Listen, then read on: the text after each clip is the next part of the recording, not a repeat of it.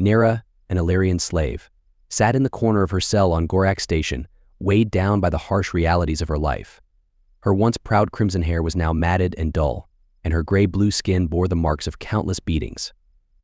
The shaved temples and pointed ears that marked her as an Illyrian now felt like a curse, a reminder of the life she had lost. Sold into slavery by her family to pay off their debts, Nera had endured years of abuse at the hands of cruel masters. Each new owner seemed to take pleasure in finding new ways to break her spirit, to shatter any remnants of hope or dignity she clung to. The physical pain was constant, but it was the emotional toll that truly wore her down the unending cycle of fear, humiliation, and despair. Now she was the property of Groth, a Quarian slaver infamous for his brutality. Nera shuddered as she remembered the way he had leered at her during the initial inspection, his rough hands groping her body as if assessing a piece of livestock. The cell door opened with a grating screech, and a Quarian guard entered, his eyes cold and hard. "On your feet, slave," he growled. "Master Groth wants you prepared for the auction." Nera stood, the chains around her ankles clanking heavily. Her body ached from the last beating, her muscles stiff and sore. As the guard led her through the dank corridors, she couldn't help but wonder what new horrors awaited her. Would she be sold to a master who saw her as nothing more than a plaything, a vessel for their twisted desires? Or perhaps she would be sent to a mining colony where she would work until her body gave out, discarded like a broken tool. The guard brought her to a small room where an Illyrian male named Gore waited, his eyes glinting with cruelty. "I'm your trainer," he said, his voice cold and clinical. "By the time I'm finished, you'll be the perfect slave, ready to serve your new master in every way." As Gore approached her with a sinister-looking device, Nera felt a surge of fear and despair. But beneath it all, a tiny spark of defiance still flickered. It was a survival mechanism she had learned early on, a way to retreat inside herself and endure the unendurable. Even as she braced herself for the pain to come, Nera clung to a fragile hope. Someday, somehow, she would be free. She just had to survive long enough to find a way out, to seize any chance of escape that presented itself. As the device touched her skin, sending bolts of agony through her nerves, Nera gritted her teeth and held onto that hope. It was a faint light in the darkness, but a promise of a life beyond this nightmare. She would endure anything, suffer any torment, to reach that distant shore. Deep in her heart, Nera knew she was meant for more than this existence of pain and servitude. Somewhere out there, a better future awaited, and no matter how long it took, no matter what she had to do, she would find her way to it. She just had to survive one day at a time, one moment at a time, until the opportunity came and she could finally break free of these chains and claim the life she deserved. The auction hall was a cacophony of noise and activity, filled with buyers from across the galaxy. Nera stood on the platform, barely covered in a flimsy garment that left little to the imagination. Gore's training had been brutal, leaving her body battered and her mind numb. As the bidding began, Nera scanned the crowd, her heart sinking with each new offer. These were the worst of the worst individuals who saw her as nothing more than a commodity to be used and discarded at their whim. Suddenly, a new voice cut through the din. 1 million credits. Nera's head snapped up, her eyes widening in surprise. The bidder was a human male, tall and well-built with chiseled features and piercing blue eyes. He wore the uniform of a wealthy merchant, but there was something about his bearing that suggested he was more than he appeared. Groth's eyes gleamed with avarice as he accepted the bid, and just like that, Nera's fate was sealed.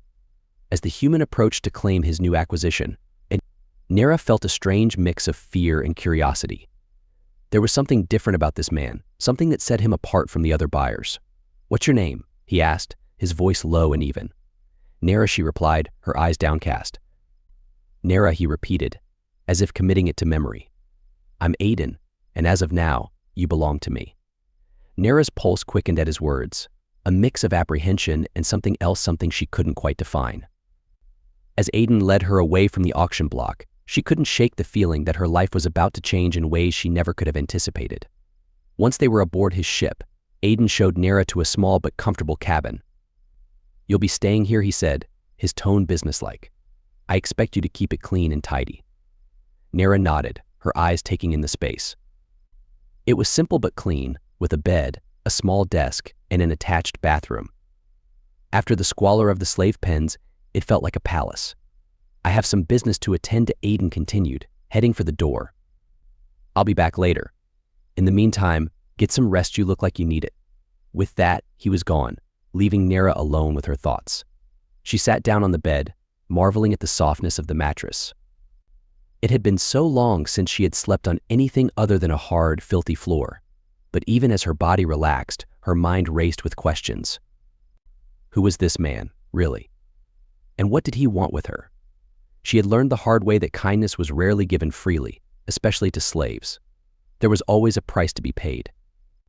As she lay back on the bed, staring up at the ceiling, Nera couldn't shake the feeling that she was balanced on the edge of a precipice.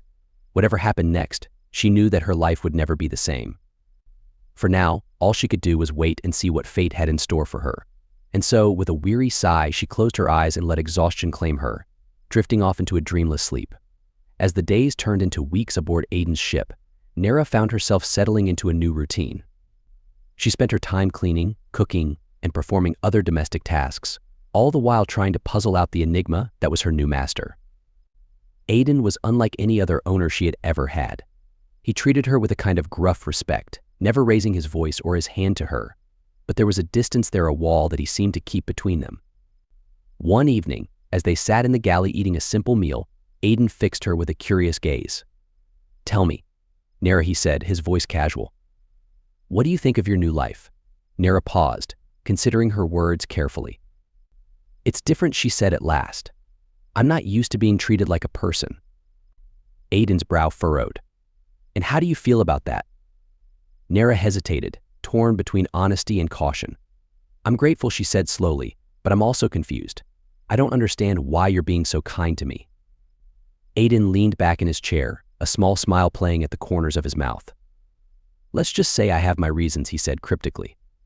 Nera felt a flicker of frustration. She was tired of secrets, of not knowing where she stood. "I'm not a toy," she said, a hint of defiance creeping into her voice. "I'm a person with thoughts and feelings of my own." To her surprise, Aiden chuckled.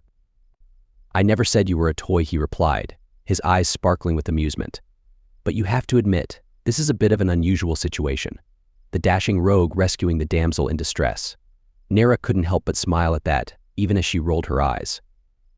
"You're no rogue," she retorted, feeling a strange warmth blooming in her chest. "More like a scoundrel taking advantage of a helpless slave." Aiden clutched his heart in mock offense. "You wound me, Nera, and here I thought we were getting along so well." As their banter continued, Nera found herself relaxing, the tension draining from her body. There was something about Aiden that put her at ease, even as he infuriated her with his teasing and evasions. But beneath the light-hearted surface, Nera could sense a deeper current. There was a sadness in Aiden's eyes, a weight that he carried with him always. She longed to ask him about it, to unravel the mystery of his past, but something held her back. Then, one day, everything changed. Aiden was summoned to a meeting with the Intergalactic Council, leaving Nera alone on the ship with nothing but her own thoughts for company. When he returned, his face was grim, his shoulders tense. "Nera," he said, his voice heavy with emotion, "there's something I need to tell you. Something I should have told you from the beginning." Nera felt her heart skip a beat, a sense of foreboding washing over her. Whatever Aiden was about to say, she knew it would change everything. But even as she braced herself for the worst, a small part of her dared to hope that maybe, just maybe, the connection she felt with this man was real. That maybe, against all odds, she had found someone who saw her as more than just a slave, more than just a piece of property. And so, with bated breath and a pounding heart, Nera waited for Aiden to speak, knowing that the next few moments would shape the course of her life forever. Aiden's revelation hung in the air between them, the weight of his words settling over Nera like a heavy cloak. He was an agent of the Galactic Liberation Force, working undercover to bring down Groth and his slaving operation. Nera's mind reeled with the implications. All this time, Aiden had been playing a role, gathering evidence to topple an empire of cruelty and suffering. And she had been a part of it, a pawn in a game she hadn't even known she was playing. "Why didn't you tell me?" she asked, her voice barely above a whisper. Aiden's eyes were filled with a deep, aching sadness. "I couldn't risk compromising the mission," he said softly. "And I didn't want to put you in danger. If Groth had found out." He trailed off, the unspoken horrors hanging between them. Nera shuddered, remembering the vicious cruelty of the Quarian slaver. She had no doubt that he would have killed them both without a second thought. "So what happens now?" she asked, her heart pounding in her chest. Aiden reached out, taking her hand in his. His touch was warm and reassuring, a lifeline in a sea of uncertainty. "Now we finish what we started," he said, his voice filled with determination. "We bring Groth to justice, and we free every slave in his possession." Nera's eyes widened, a flicker of hope sparking to life in her chest. "You mean?" Aiden nodded, a small smile playing at the corners of his mouth. "You're free, Nera. From now on, you're a member of my crew if you want to be, that is." Nera felt tears welling up in her eyes, a lifetime of pain and suffering threatening to overwhelm her. She had dreamed of freedom for so long, had clung to that fragile hope through every beating, every humiliation. And now, suddenly, it was within her grasp. "I want to be," she whispered, but her voice choked with emotion. "More than anything." Aiden's smile widened, his eyes shining with a warmth that took her breath away. "Then welcome aboard, Nera. Let's go make a difference." The next few weeks passed in a blur of activity as Aiden and his team worked to bring Groth to justice. Nera threw herself into the work, determined to do her part in ending the cycle of abuse and exploitation that had defined her life for so long. And through it all, she found herself growing closer to Aiden. He was a constant presence at her side, offering support and encouragement when the memories of her past threatened to overwhelm her. In the quiet moments between missions, they talked and laughed, sharing stories of their lives and their hopes for the future. Slowly but surely, Nera felt the walls around her heart beginning to crumble. Aiden's kindness, his unwavering belief in her, was like a balm to her wounded soul. As the days turned into weeks, she found herself falling for him, a love that was as unexpected as it was powerful. But still, a part of her held back, afraid to let herself truly believe that she could have a future with this man. After all, what could she, a former slave, possibly offer him? It all came to a head one night as they sat together in the observation lounge, watching the stars drift by. Aiden turned to her, his eyes filled with a tenderness that made her heart ache. "Nera," he said softly, "I know I haven't always been honest with you, but there's one thing I need you to know, one thing that has always been true." He reached out, cupping her face in his hands. "I love you," he whispered, his voice raw with emotion. "I love your strength, your courage, your beauty. I love everything about you." Nera felt tears streaming down her face, a lifetime of pain and longing pouring out of her. "I love you too," she choked out, her voice barely above a whisper. "But I'm afraid that I'm not good enough for you, that I never will be." Aiden's eyes flashed with a fierce protectiveness. "Nera, listen to me," he said, his voice firm but gentle. "You are the most amazing woman I have ever met. You have survived horrors that would have broken anyone else, and you've come out the other side with your head held high. You are strong and brave and beautiful, and I am so lucky to have you in my life." He leaned in, resting his forehead against hers. "I know it's not going to be easy," he murmured. "We both have a lot of healing to do, but I want to do it with you, Nera. I want to build a life with you, if you'll have me."